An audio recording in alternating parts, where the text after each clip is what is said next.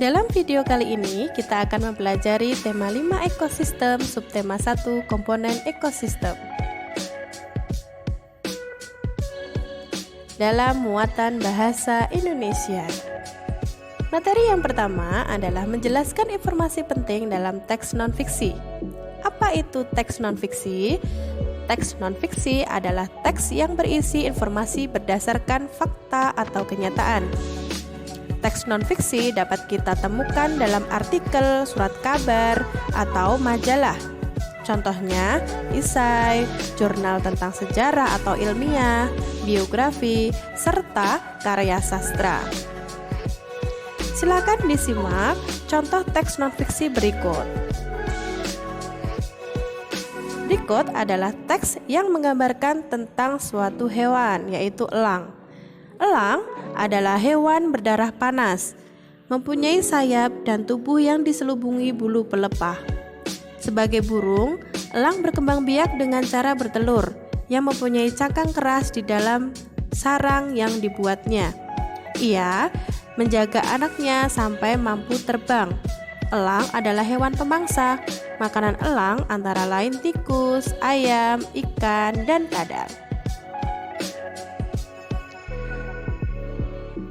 Setelah kita dapat menjelaskan informasi penting dalam teks non-fiksi, kita dapat menentukan ide pokok dalam teks non-fiksi. Ide pokok teks adalah inti permasalahan dari suatu teks. Nama lain dari ide pokok ada pikiran pokok, ada pikiran utama, atau gagasan pokok. Nah, semua nama selain itu sama dan merujuk pada inti permasalahan dari suatu teks yang disajikan. Setelah kita dapat menentukan ide pokok, nah, apa saja yang harus kita lakukan atau harus kita perhatikan dalam menentukan ide pokok, yaitu yang pertama, dengarkan teks non-fiksi yang dibacakan dengan seksama. Yang kedua, mencatat kata kunci dalam setiap paragraf. Dan yang ketiga, gunakan kata tanya apa, siapa, di mana, kapan, mengapa, dan bagaimana. Setelah kita dapat menentukan ide pokok dalam suatu teks non-fiksi, kita dapat meringkas teks non-fiksi. Nah, ringkasan itu adalah informasi mengenai suatu hal atau kejadian yang disampaikan secara lebih singkat dan padat dari teks aslinya. Saat kita mau meringkas, ada hal-hal yang perlu diperhatikan dalam membuatnya. Yang pertama, membaca teks non-fiksi dengan seksama. Yang kedua, menentukan ide pokok setiap paragraf. Yang ketiga, menyusun ide pokok ke dalam beberapa kalimat dengan bahasa sendiri. Dan yang keempat, memperhatikan pemilihan diksi dan ejaan sesuai dengan EYD. Setelah kita dapat meringkas ide pokok dalam suatu teks non-fiksi, kita dapat menguraikan informasi penting dalam bentuk peta pikiran.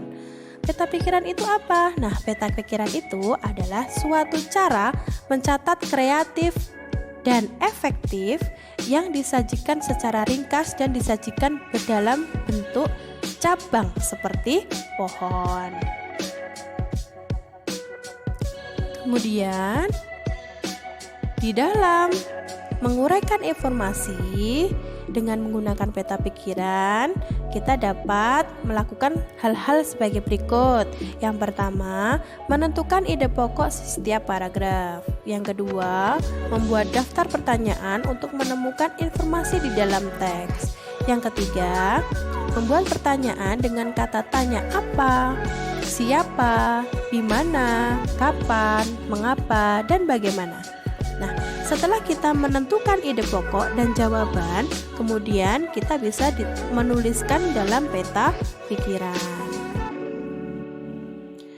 Nah, di selanjutnya, setelah kita membuat peta pikiran, kita dapat mempresentasikannya di depan teman-teman kita. Nah, Adapun hal-hal yang perlu diperhatikan dalam mempresentasikan sebuah informasi penting dalam peta pikiran adalah yang pertama, sikap tubuh yang tegap ketika presentasi. Yang kedua, adanya kontak mata dengan pendengar.